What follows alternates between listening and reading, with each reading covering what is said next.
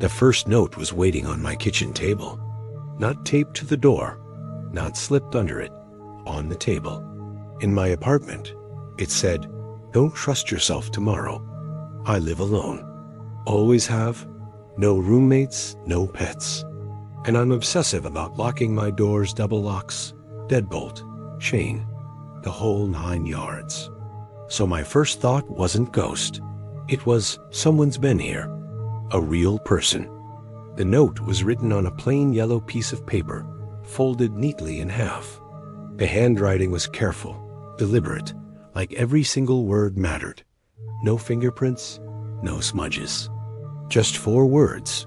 I did a full sweep of my apartment. Checked every room, every closet. I looked behind the shower curtain, under the bed, even out on the tiny balcony. Nothing, absolutely nothing was out of place. It was unnerving. I took the note, crumpled it up, and threw it in the trash.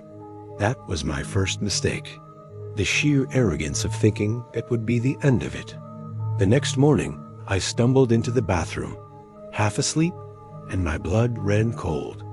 There was another note, stuck to the bathroom mirror with a small piece of tape.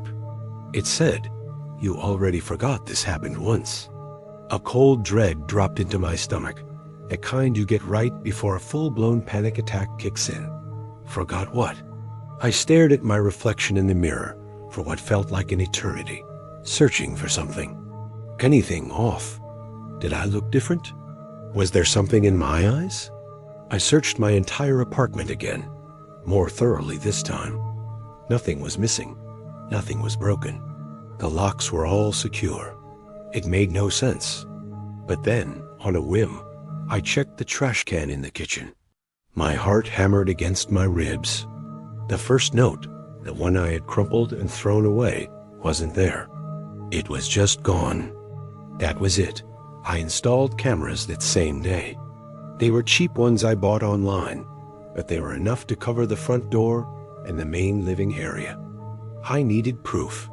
I needed to see who was doing this. That night, I barely slept a wink. I just lay in bed, staring at the ceiling, my phone clutched in my hand. Then, at exactly 3:12 a.m., my phone buzzed. A notification flashed on the screen. Motion detected.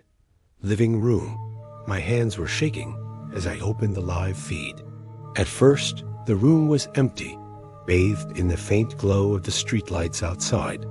Then I saw it, or rather I saw myself, standing near the couch, staring directly at the camera, completely still.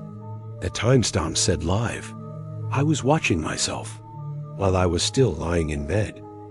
My mind couldn't process it. Then the feed cut out. My phone buzzed again, but it wasn't a motion alert this time. It was a photo, a picture of a brand new note sitting on my kitchen table. And the note in the photo said, "You're not supposed to see this yet." I didn't go to work the next day. I couldn't.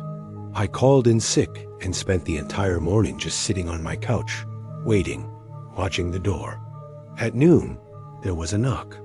A firm, solid knock. My heart leaped into my throat. I crept to the door and looked through the peephole. Nobody. I waited a full minute before slowly, cautiously, opening it. The hallway was empty. But on the floor, right on my doormat, was another folded yellow note. This one was longer. It had 3 lines, written like a list. You dissociate when you're stressed. You lose time. You don't remember what you do. My hands were shaking so badly, I could barely hold the paper steady. And at the bottom, one final, chilling line. Check your notebook. The thing is, I don't own a notebook. At least, I didn't think I did. I tore my apartment apart looking for it. I didn't know what else to do. Finally, shoved in the back of my closet, behind a stack of old shoe boxes, I found it. It was a simple black-covered notebook. No label, no title. My stomach twisted as I opened it. Inside, the pages were filled with dates. Times, observations, all written in my own handwriting. The first page read, "If you're reading this, you're scared." That means it's working. You leave yourself notes because you won't listen otherwise. Page after page described things I had absolutely no memory of doing. Conversations with strangers, trips to places I'd never been. And then I got to the last entry.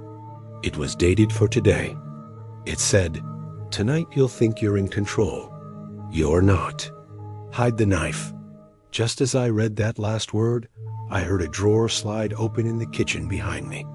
The one where I keep the knives. I ran. I didn't think.